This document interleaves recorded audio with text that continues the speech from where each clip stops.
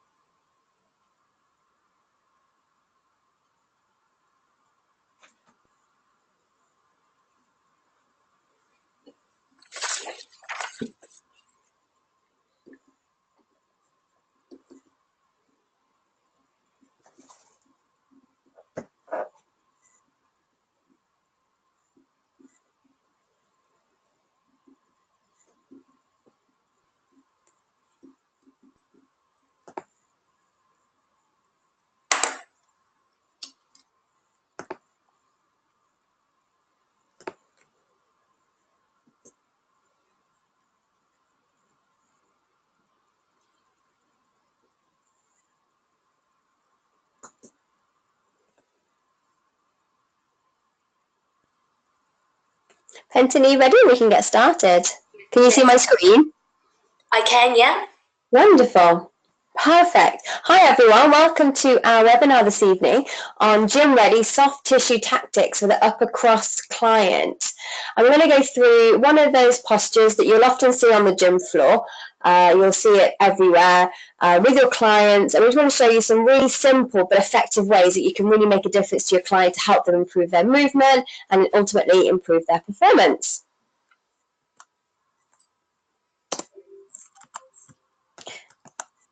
Here we go. So, if you don't know us already, my name is Danielle. I'm the one in the purple, and Pentony is the one to the left. And we are Burrell Education Master Trainers, and we are also teaching the sports massage course. So, Pentony, I'll let you introduce yourself first of all, a bit about you and what you do. Yes, my name's Pentony. I've been a sports massage therapist for 9 or 10 years now and teaching sports massage for 6 of those.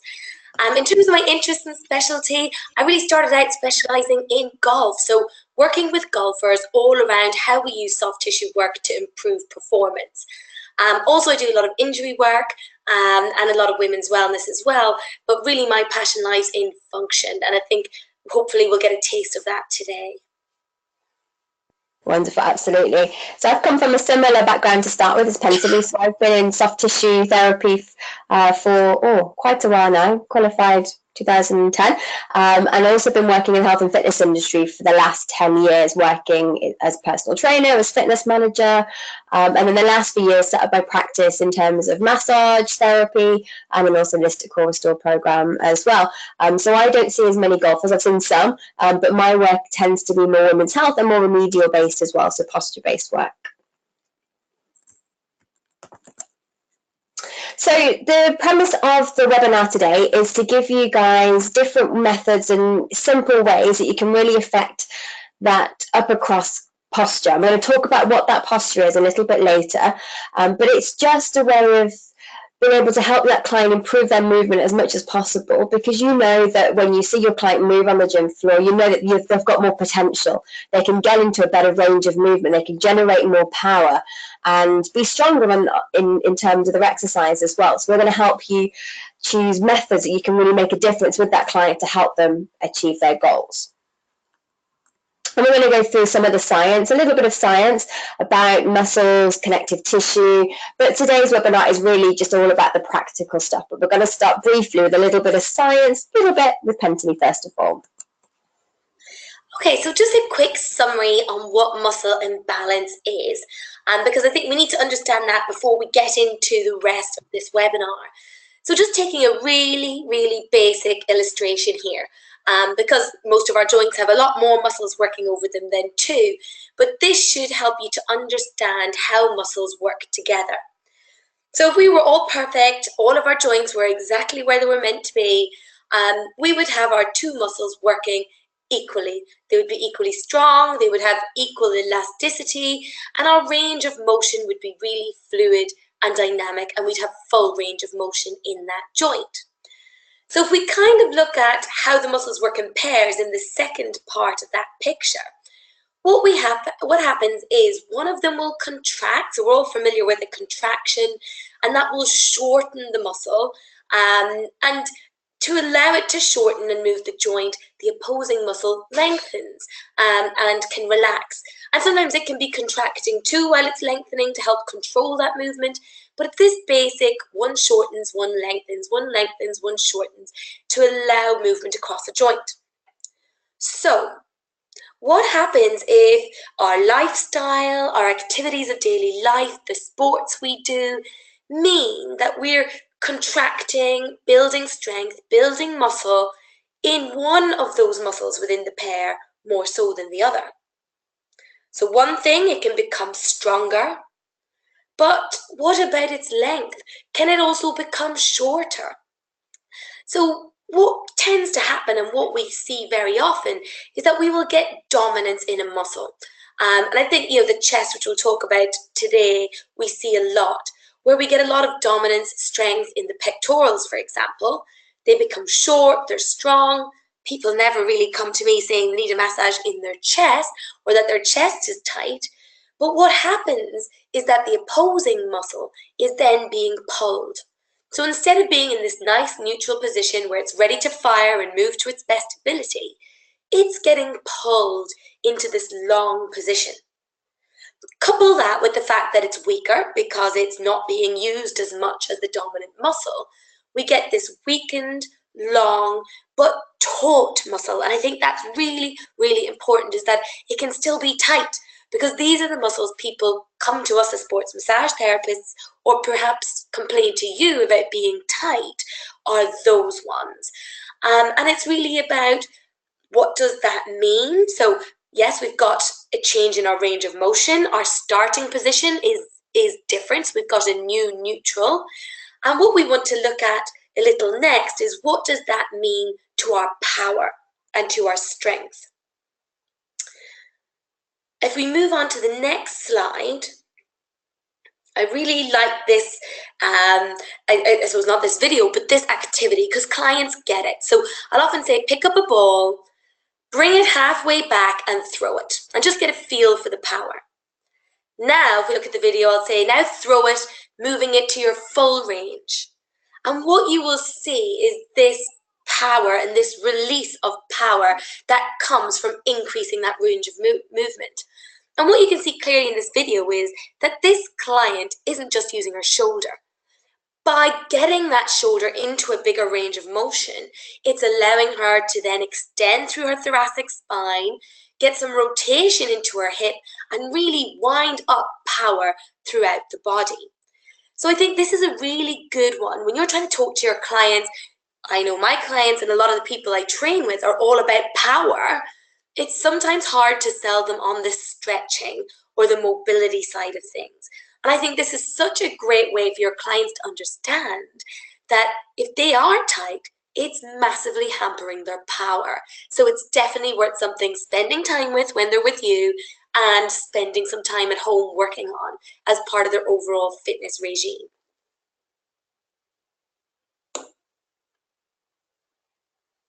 And that fits in nicely with a little bit about the science behind the power.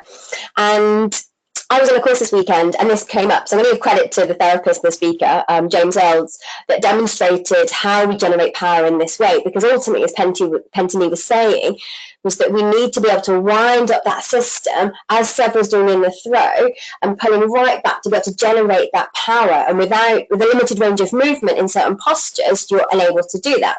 So if I just play the first video, and you might be able to hear quiet taps. I'll play that again. I'll just be quiet so you can hear.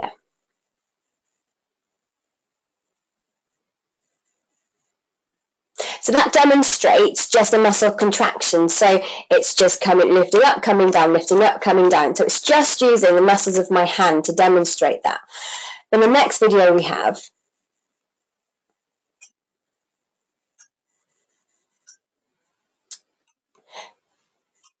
So I want you to imagine, so as Seb was doing the throw beforehand, so the first video is when she did the throw with a hand close to her body, with the shoulders really tight, pecs restricted, that small or less powerful thread. And the second video is when she started to wind up a little bit, creating that tension, that pre-tensioning in the muscle to recoil. And it's like having an elastic band that you're pulling back, you hold to a certain point, you let it go, and then you've got force. And the last video, this just goes into a little bit more detail.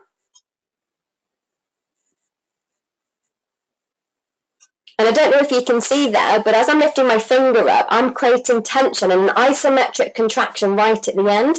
And the power there was then greater. Because I've got the range of movement to allow for that, then I've got the ability to be able to generate more power and amplify more power in terms of my range of movement. Which then fits into this, which is called the catapult mechanism. And you've got two images here. So the first one you have is where you've got the fascial tissues are pre-tensioning. And the second image is where you've got the fascial tissues, the tendon tissues are just staying at the same length. That's more of a muscle contraction. So I want you to imagine like a spring. And a good analogy is a kangaroo. Now, if you look at a kangaroo when they're jumping, they don't have much muscle tone in their legs, but they can generate actually a lot of power. And that's how we should have the capability within our tissues. But then if we aren't able to create that lengthening, so that pre-tensioning to create that spring with range of movement restrictions or certain postures, then we can't get that power and then generate that power to get the movement that we want to in terms of exercise and within fitness. So how this all ties into this upper cross syndrome is talking about the muscle imbalances that Pentony was mentioning, about where others are short and restricted, and others can be lengthened but also tight. And the upper cross syndrome was created by a guy called Vladimir Janda, and he came across this posture when he was working with neurological conditions and was trying to find out why parts of the body were inhibited and some parts were tight and restricted. And he came up with the upper cross and the lower cross syndrome. And they aren't the be all and end all in terms of postures. And when you're talking with your client, you definitely don't want to say, oh, you've got an upper cross syndrome, because they're going to be thinking that their arms are going to be falling off and their neck is a mess. But it's more about looking at things that you can do to improve their posture to help them create better movement, less pain, and just move easily throughout the day. So just in terms of the simple image, so you have here, so we have inhibited neck flexors. The neck flexors, the anterior neck, are going to be inhibited. They're not going to be working very well for that client, bringing that forward head posture. On the opposite side of that, you've got the tight traps, the tight levator scapula that are really holding that head in place. And they're grabbing on for dear life, holding onto that head. And as we go down into the lower part of the cross, you've got those tight chest muscles, which Pentony mentioned earlier. And then the opposite side of that, you have those inhibited rhomboids and serratus as well. And you'll also have some lats in there that are just long, and they're not really doing what they need to be doing to pull those shoulders back in place to create that optimal posture and that optimal movement. And just to note that these posture positions aren't always an indicator of pain. People can be in these postures and have zero pain, and be in a neutral type posture and experience pain. So it's not always an indicator of pain, but it's a good place that we can have a look at and start to assess to be able to help that client create better movement. And just following on from that throw, you can see from this little boy here, he's got lots of power generated through as he's about to throw that baseball. And what's really clear is that he has a really good thoracic extension. So if we have a look at, we'll start with his shoulder first of all. So his right arm has the ability to really open up, so lengthening through the chest, switching on muscles around the backs of the rhomboids, the middle traps, bit of serratus anterior as well, and the shoulder stabilizers to be able to create that movement. But he also has really good thoracic extension. And if someone's in that upper cross, in that posture, so the rounded shoulder posture, it's quite common that they're not able to get that thoracic extension movement. And you might see that with your clients. They might struggle to lift their ribs up and drop their ribs down. They can't get that range.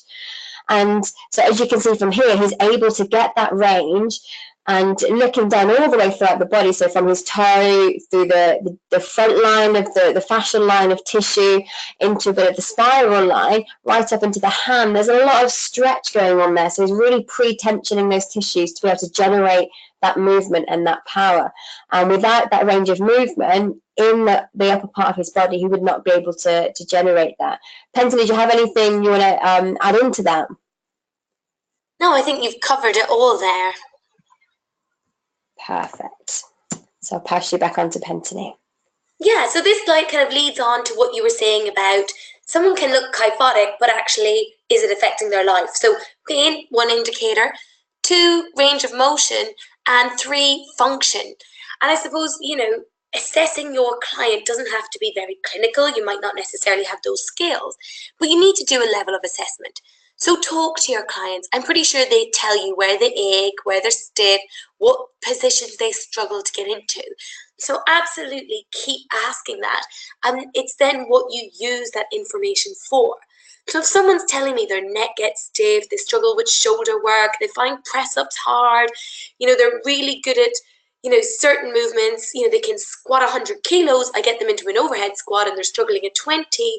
It's these kind of indicators where you go, okay, something within the shoulder, within the thoracic area is not functioning as I'd expect given the overall strength of this person. I think the next thing to do is then look at your client.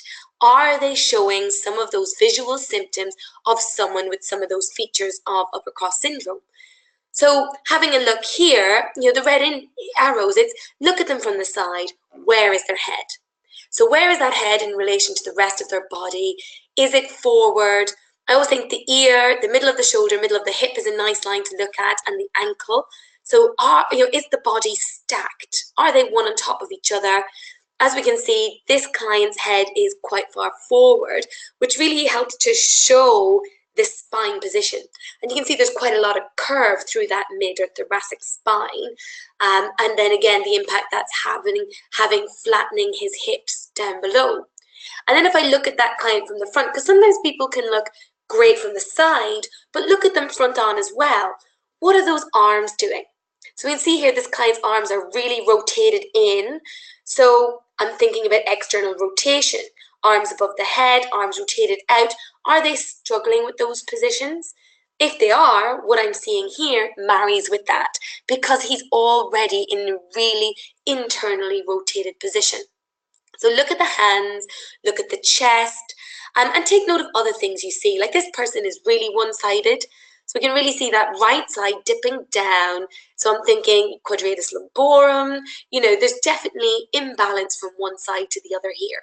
So for today, let's focus on what we see in the upper body. So let's see, can we open their chest? Can we increase their shoulder rotation? And can we get that head, those upper traps, levator scap to let go a little and help them stack their body a bit better?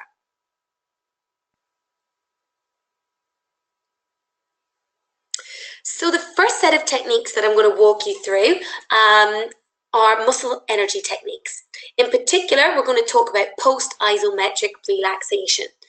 So before we go through the quick videos, I just wanted to talk a little bit about what it is and what the process is, because we're going to give you 3 or 4 examples today, but you should be able to do this to any joint in any position once you understand that process.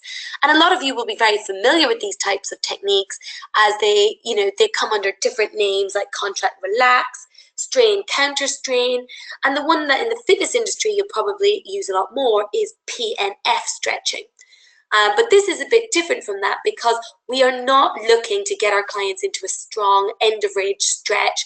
We're not looking for large scale, big contractions. This is more subtle than that. We're just trying to elicit a nervous system response to increase that range of motion. So what we're going to do is get our client into whatever position it is we want to open up in a mid-range. We're going to offer them some resistance to contract against, and we don't want them knocking you off the floor. So prompting them to just meet your resistance, use 10% of their power, whatever words, get them to just meet your resistance so that it's not going to damage you. We're going to ask them to hold that contraction for 10 seconds. getting them to breathe in, and as they breathe out, just letting that contraction go and relaxing. And then we're going to move them into a new range of motion. So kind of gently stretching them through the ranges. When we're happy that we've increased our range of motion, we're just going to hold it for 20 seconds to allow everything to settle down. And this is going to elicit that nervous system response to increase the range of motion and decrease the resting tone in that over-dominant muscle. So let's move on to the first video, which is around the pec. So this is a biggie. We all see this one. So I will get my client into a nice mid-range, opening up of that chest. I'll just put my hands in front, so we want to offer them some sort of resistance, okay? So just placing my hands on their forearms and asking them to lightly meet my resistance or to contract at about 10% power. Getting them to breathe in, breathe out, and now this is key. Wait until they relax. And when they relax, points for spotting the toddler in the front. Once they relax, moving them further into that range. Just holding it for a few seconds and then going through that process again. So contracting, breathing in, out, and when they relax, and that's really key, moving them to the next position. Once we're happy that we're in an extended position like we are here, hold it for 20 seconds, and then just have a look at that client's range of motion again. And they should be saying it's easier, they feel they can move more, and that's really helped to open up the chest. Really straightforward, really simple. Next one, so same process. So we're going to move on to the next slide. And this is for the upper traps. And we're going to do two movements here. So side bending and rotation. So hitting some different fibers here. And we'll often see that people are more restricted on one side or the other. So feel free to only do it where needed or to do it on both sides if you feel that is required. Same principle here. Get them to mid-range. So I'm starting in neutral. Getting the client to resist into my hand for 10 seconds. Breathing in, breathing out. And when they relax, I'm not going to push their head. Allow them to move to the next comfortable position. Okay? And we'll repeat that again. How many times you repeat it depends on your client. Someone who's severely restricted, you may do 4 or 5 times. Someone who's less restricted, maybe only 2 or 3. So again, it depends on your goal. When we get to that last position here where we're happy with that range of motion, hold it for a little longer, say 20 seconds, to let everything settle down. Again, always good to get your client to feel it. Get them to then retest and see, yep, I feel that difference. So rotation as well. So the upper traps also rotate the head. So again, look at the side that's restricted. Get your client to move into the restriction. Place your hand on the opposing side and get them to rotate into your hand. Again, the process is always the same. Contract for 10 seconds, breathe in, relax on the exhalation, move to the next spot and repeat. When we get to the end, hold it for 20 seconds. Okay, so a really lovely way, really gentle, non-invasive to get your client to release and open up those 2 key areas in upper cross syndrome. Next video we'll move on to now. So rotation, so kind of looking at the spine itself. So getting away from the neck and chest, we're also talking about that kyphotic spine. So a spine that's kind of locked in flexion that we want to extend. Now this generally symptomizes as 2 restrictions, a restriction in rotation through that area and also in side bend. So if that's where they're restricted and not in the shoulder, that's where we're going to focus. So again, getting your client to rotate into the restriction, place your hands on them to offer resistance, and then get them to contract into you. So they're going to rotate away from the direction that we're stretching. Again, breathe in, breathe out, and as they relax, get them to move into the next position, so to rotate further. Hold that for 10 seconds, and again, get them to rotate. Okay? So again, we contract away from the direction that we're stretching or where we're restricted. Okay? And relax. So kind of taking this away from isolated muscles, and we're starting to move toward movements. Okay, and we can really see that increasing the amount of thoracic rotation in that client. Really simple 1-minute technique. So if we move on to the next slide, same process again, this time in side bending. So hopefully this is giving you ideas, right? We're just focusing on that upper cross syndrome here, but you could be doing this for any movement. Okay, so again, we saw this from the start. This client was really tight on that right side. So again, we're going to look at that side bend to see, is it affecting their movement? Because maybe it looks funny, but is perfectly functional. But absolutely, this client doesn't have much in the way of side bend. So again, get them to move into the restriction. And then we're going to get them to side bend into your hand. So resisting away from the direction we're stretching for 10 seconds. Breathe in, breathe out, and move further into the side bend. And then we'll hold that last position for 20 seconds. So just let everything bed down. And again, retest, because you want your client to say, yeah, actually, I feel I can move better before we start training. Okay.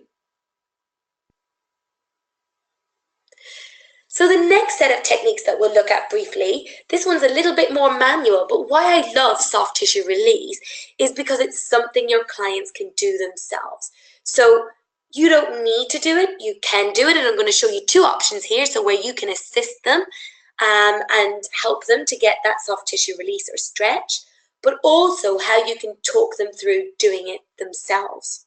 Okay, so soft tissue release in terms of the process, it's about sinking into the tissue to create a false insertion. So if we think about our muscle, it originates on a bone, inserts across a joint into a different bone, and how we stretch that is by moving those 2 points further away.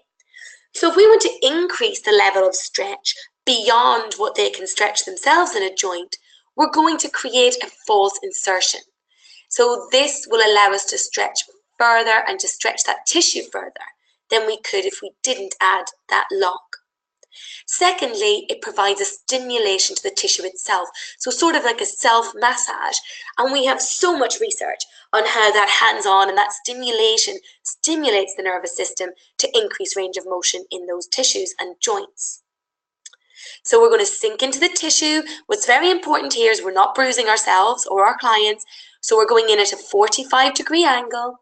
We're taking up the slack, so we're making sure we lock that tissue in, but it's not about crushing tissue, it's about taking up the tension, and then we're going to get them to stretch through the joint. So let's look at the first set of videos, which is around opening up the chest. So we'll look at STR to the pectorals. So I'm going to talk my client through this.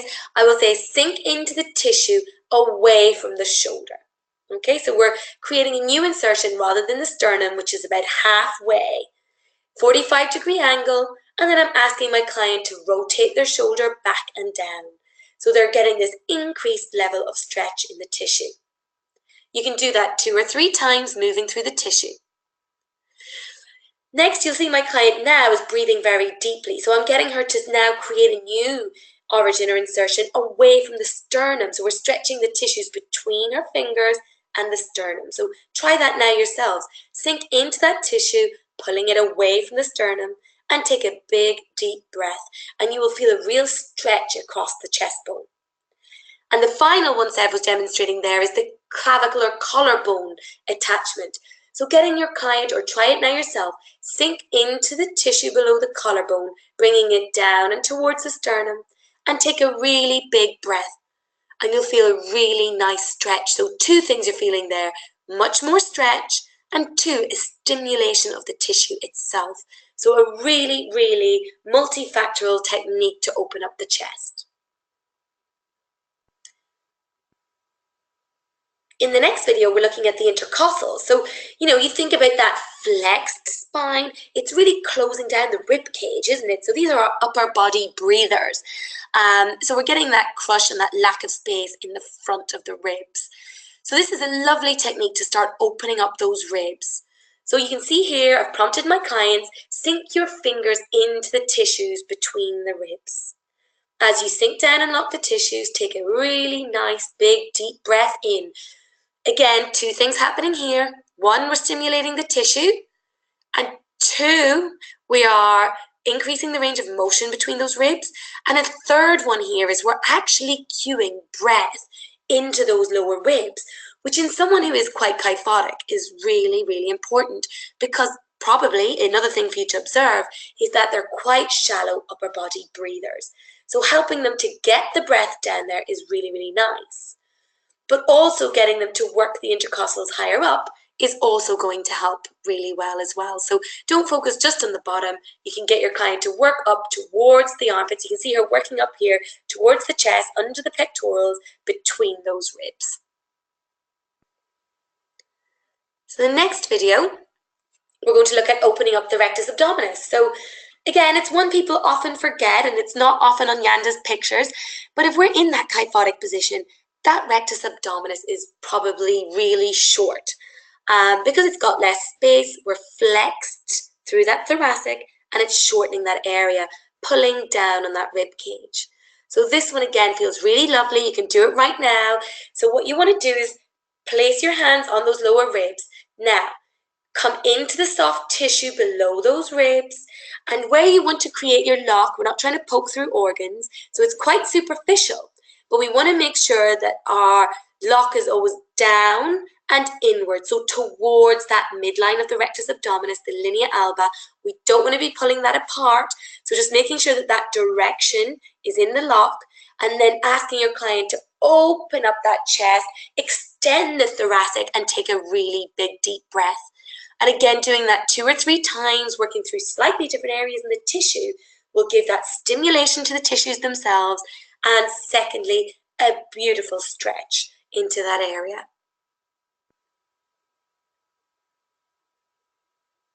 So here's one where you can help your client. Again, they can do this themselves against a wall with a massage ball. But if you do want to get more hands-on, or you do have hands-on skills, here I'm going to apply the lock for my client. So I'm getting her to shorten her head, so adding a little bit of side bend. That allows me to get a better lock in the tissue, so that when she then stretches away, she's getting a greater level of stretch. You see me here also doing a rotation. So in this position, my lock is into the front of the traps, and then getting them to rotate away. And the key with this, because people will say, which way are they turning? Which way are they rotating? I don't know if I'm doing it right. Ask your client. If your client doesn't feel a stretch, simply go the other way. So don't panic with these things.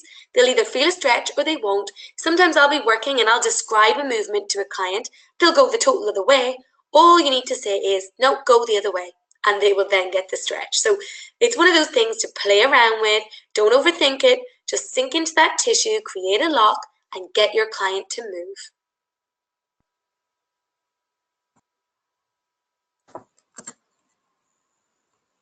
Nice. So here's a lovely one with Danielle demonstrating. Do you want to talk us through this one?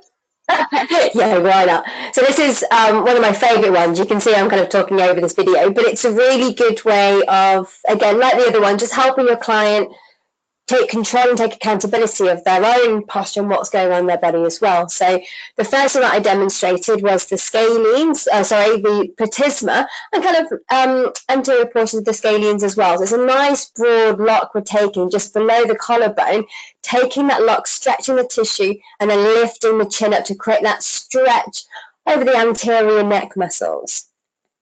And the second one from there, we can take our hand over to one side, create a diagonal lock down from the collarbone, and then add that rotation in. So you can see I'm taking up the slack and then rotating away and affecting their scalenes and a little bit of sternocleidomastoid as well. So focusing on those anterior neck muscles. And then we've come to tool assisted release. So we don't just have to use hands or get our clients to do the work. We can use tools as well, and they're going to be quite accessible for you on the gym floor. So the first thing I wanted to go through with you is using the foam roller, and most people have got one of these, and I find it's a really useful tool to help with increasing that thoracic extension and also rotation as well. So you can see where I am here. The foam roller is just below the shoulder blade, so the bottom of the scapula, And the first one I did was having my arms crossed over my shoulders. And that's really useful for someone who can't take their hands behind their head, as you can see from the second move. So as the levers are shorter, closer to the body, it's a little bit easier. And it just allows them to get that extension with the arms in a nice, safe and comfortable position for them. And the second one, which is the one where I'm just demoing here, hands behind the head. And that, again, it increases the lever length. You've also got a stretch of the chest there, so they need to get into a better thoracic extension to be able to get into that move. So that's for someone who has a little bit more range of movement than they're just starting out. So I would always start with the first one, with the arms crossed first of all. And then on the foam roller, you can also do your thoracic rotation and a little bit of lateral flexion. So I'm just doing lateral flexion here, again with the arms crossed. So you're getting that range of movement, but you're also getting a little bit of massage work around that tissue as well. And if your client has struggled to get into any kind of thoracic rotation or extension, they just can't feel it, using the foam roller will just allow the nerves in those tissues to waken up, to kind of be aware of what's going on in those back tissues as well. So it kind of awakens them from a nervous system perspective.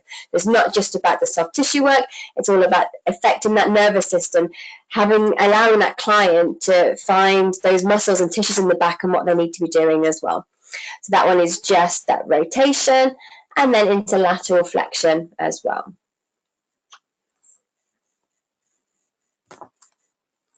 And then you've got your massage balls, and some of you might use them already with your clients, and I find these really useful for self-massage work, but also self-STR. So you can see letting a little bit of pressure into the traps there, and then taking the neck into different movements, working a little bit of levator scapula in that position also, with the chin down towards the chest.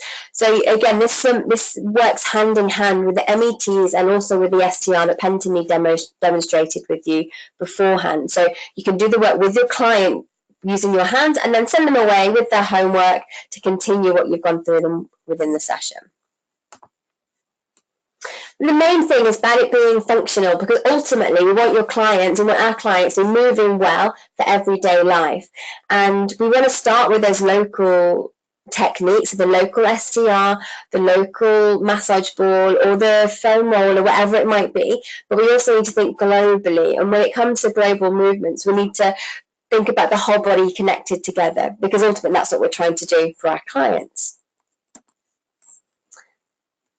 Right, well, let's have a look at this golf swing. Before we hit play on the video, though, one thing I wanted to mention was it's about the dynamic mobility. And I'm sure those of you who listened to our stretch webinar, we talked about how isolated stretching can increase range of motion, but some of the time it doesn't increase dynamic mobility. And that's what we're talking about, that importance of looking functionally, because we can do all this lovely work on their chest, but then we get them on the floor and they still can't move how we expect them to. And that's where sometimes it's about retraining the brain and the connective tissue and thinking globally, as Danielle said. And I'm using the golf swing here because, you know, obviously I do a lot of golf work, but it's showing you how you can apply MET, so the same techniques we've been showing you here, but in a functional position. So go for it, hit play there, Danielle. So where golfers struggle tend to be the backswing.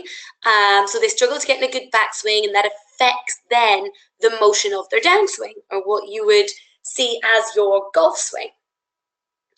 So I would get them into that position. So I'll often say, right, get into your backswing as far as is comfortable without being a stretch. Right, let me add some resistance. So my hands are just on the arms, but I'm saying swing your body like you would swing for the golf club. But again, just meeting my resistance. Contract for 10 seconds. Breathe in, breathe out, bring it back further, hold. Now, same thing. Contract. So again, he's swinging from his hips, his legs, not just the arms. My hands are just there as a prompt. Swing down, breathe in, breathe out, and now bring that back swing back further. Yeah, and I might do this 3, 4, 5 times if the person is really restricted. Okay, 2 things happening here. 1, we're going to get that increased range of motion in the muscles that are being contracted, but also we are stimulating that kinetic chain. We're repatterning that function within their brain. So as you can see here, that backswing now is much higher. What do we know about increased range of motion and power? Greater range of motion potentially much greater power. And these golfers are after those extra, 10 feet, 10 yards, 20 yards, 100 yards. All that increase in range of motion is going to help. So this is just an illustration. So I've just taken a golf swing because I do a lot of that. This could be anything. What is it your clients are struggling with? What is the movement? How can you then get them in that position, get them to contract towards you and move deeper into that position that they're restricted in? Okay, so this is just a swing, an example of how to do it, and actually quite a technical movement. So imagine those basic movements your clients are struggling with. Same principle. Just add that resistance, contract, relax, and move deeper into the movement.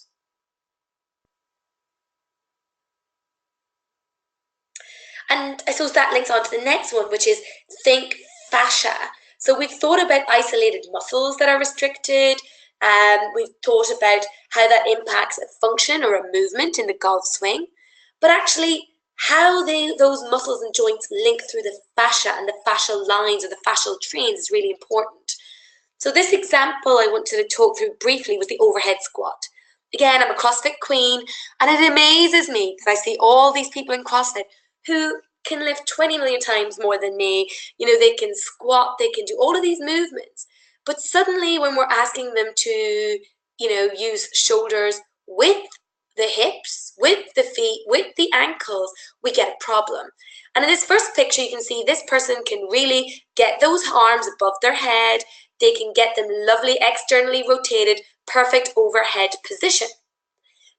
This client can also squat really, really well. So she can probably squat the heaviest at my CrossFit box for the girls. But ask her to get into an overhead squat position using a really light stick. Look at that form. So if you're not familiar with the overhead squat, that stick or that weight should be straight up and down. So really efficient movement is what we're looking for. But what I will see with people is they've got the mobility in their hips so they can get into a good squat. They can get their arms into an overhead position. But why is it when they try and do both together, they don't have the mobility? And this is how we see that whole front line connected through the fascia operating as one. And so that if that front line is restricted, that could be restricted, in any of the muscle slings within it. It's going to have an impact on that position when she tries to use it as a whole line. So let's try and open up those fascial lines. So if we look at the next video really briefly, what I've done here is I'm going to work one side at a time. So I'm just going to demo one side here. I'm going to get that client to get the hip into extension rather than flexion. I'm going to open up that chest, open up the arm, externally rotate it, and rotate her foot inward. So let's get everything on stretch. And again, my arm is just offering her the prompt at the arm, but I'm asking her to, tuck her tailbone under, increase that stretch, open up the chest, open up the rectus abdominis, as well as contracting through the chest. So I'm really prompting a whole body contraction, albeit a very gentle one. Breathe in, breathe out, relax, and get them to do it again. Okay? Get them to move deeper into that position, get them to do it on the opposite side. Again, I might only get them in this position to contract twice and increase the stretch by a really small amount. Okay? Because you're not going to get big movements in this because we've kind of loaded up the stretch. But ask my client to then overhead squat after this. If we look at the next slide, what we're going to see is it ain't perfect, but that stick, that weight, that barbell is in a much, much more efficient position. Definitely some more work this client needs around the hip flexors in particular and her chest, her rectus abdominis, to open up that front line a little more. But you can see from that 1-2 minutes of PIR, MET, we've really already got that fascia to respond and open up into a better movement pattern.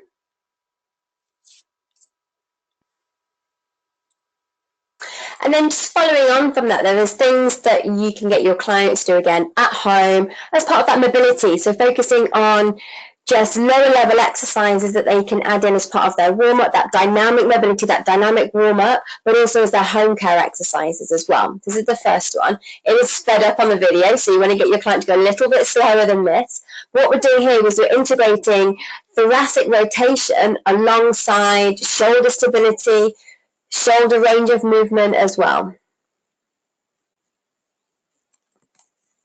And then the next one you have, again, is a little bit sped up, but we have some rotation through the thoracic torso, and then also some lateral flexion combined in there as well.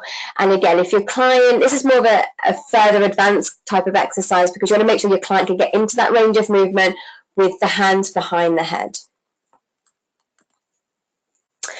But then we always want to think about going global, and this is one of my favorite positions for lots of my clients and lots of exercises, and it's integrating the legs. So just as Pentony was working through that MET for her client for the overhead squat, that first exercise is integrating the front line of those fascial tissues with that thoracic extension as well. So you can have the hands crossed for the extension, and then also you can combine that into a rotation and then into hands as well. And then thinking bigger and thinking more advanced, more intense of an exercise, you can add weights into the hand, you can use resistance band, you can go deeper into that lunge, you can change your lunge position, so you can really start to progress those exercises with improving that posture in mind. So what we've covered today in terms of the webinar on the posture is a big focus that we have in our sports massage course. So we've just completed weekend 3 with our therapist at the beginning of the year, and we spoke about posture a lot, so the upper cross syndrome and also the lower cross syndrome as well. And we really cover how to look at the body, how to see the body, how to assess the body, but also then how to apply really good, effective, soft tissue techniques and home care exercises to get the best out of our clients in terms of improving their range of movement, reducing their pain, and helping them get the goals that they want to achieve. Penty, do you want to add anything into that? Yeah, no, I think you summarised it really well, and I think that's what we tried to do differently here at Burrell Education. Was we don't want our level 3 sports massage graduates to go out and just give a really lovely, relaxing, deep tissue massage. We want it to be effective. We want it to get results. And it's by training you to look, think, move, look at what these clients are doing, creating goal-orientated treatments, you're going to get better results. So even coming back to that very first slide of muscle imbalance, you know, that person who's coming in with that long, achy levator scapula going, oh, my neck, my neck, my neck. How many massage therapists just rub that neck for an hour? You know, when actually understanding how the body works, understanding how the muscles work together, that actually opening up that chest is going to have a lasting impact, or at least start the process of a lasting impact on that chronic neck pain.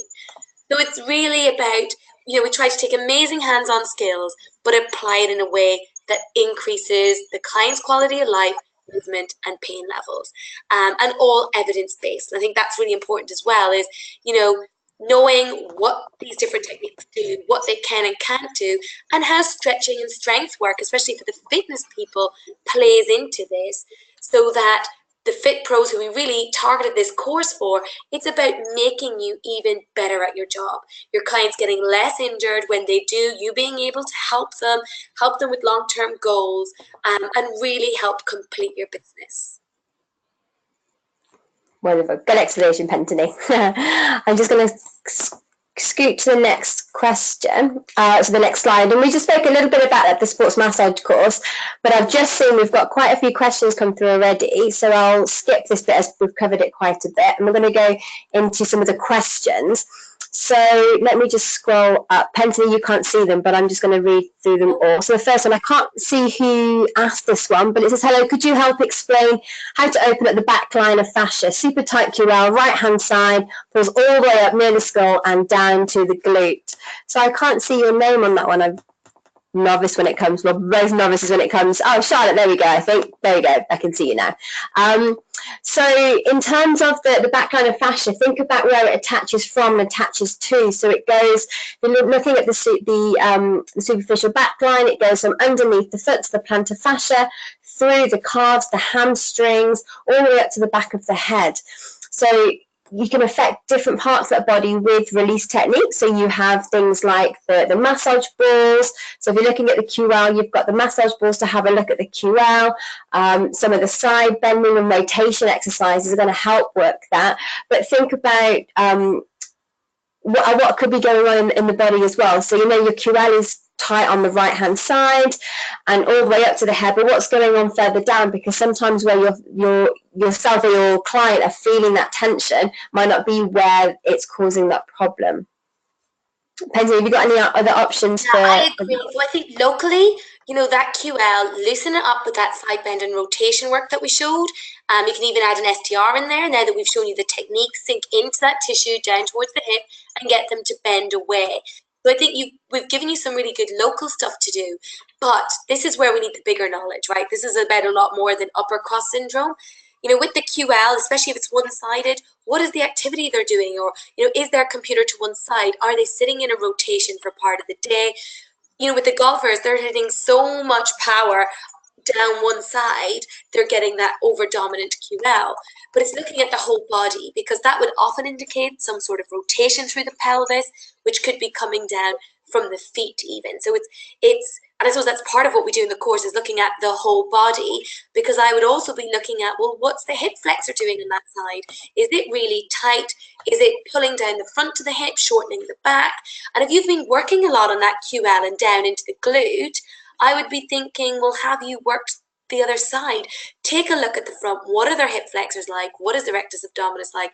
And what's going on a little bit more globally? So even if you don't have that knowledge yet of being able to look at the whole body, look at the front, look at the back, look at the sides of where you're working, especially if you haven't been getting results by just working through the QL and the glutes. And Pansy, Charlotte's just responded, yes, tight hip flexor that side, tight on top of right foot.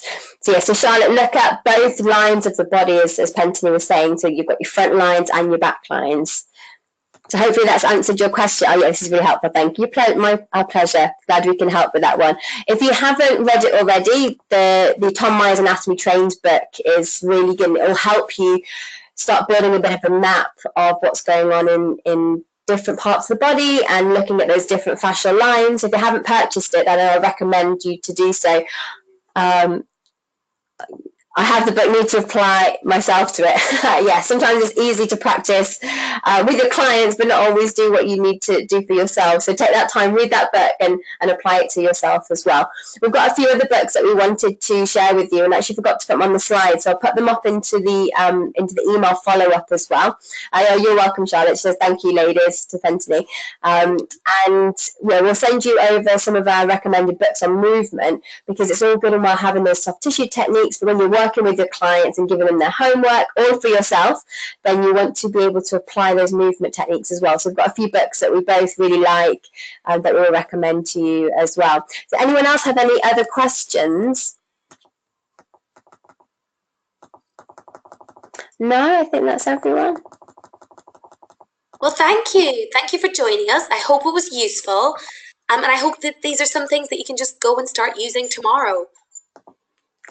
Yes, absolutely. And if you have any questions, if you think afterwards you're going to ask something, then please send us a message. We're on Facebook. We're always around to help you as well. If you are interested in the sports massage course, again, just pop us a bit of an email just to have a chat with us about what your goals are for your training as well.